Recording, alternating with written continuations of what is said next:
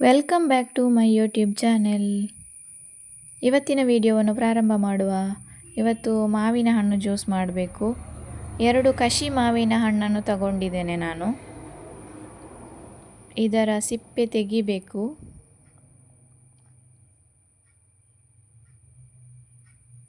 ಸಿಪ್ಪೆ ತೆಗೆದಿದ್ದೇನೆ ನೋಡಿ.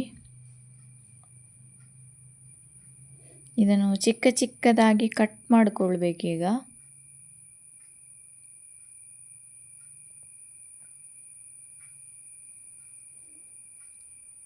ನಂತರ ಮಿಕ್ಸಿಗೆ ಹಾಕ್ಕೊಂಡು ರುಬ್ಕೋಬೇಕು.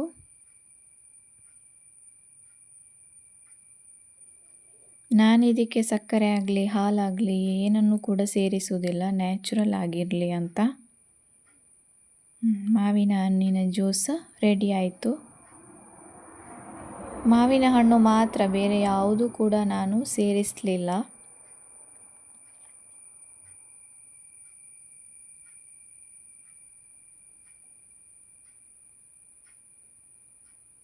ನನ್ನ ವಿಡಿಯೋವನ್ನು ಯಾರಾದರೂ ಫಸ್ಟ್ ಟೈಮ್ ನೋಡ್ತಿದ್ರೆ ದಯವಿಟ್ಟು ಸಬ್ಸ್ಕ್ರೈಬ್ ಮಾಡ್ಕೊಳ್ಳಿ.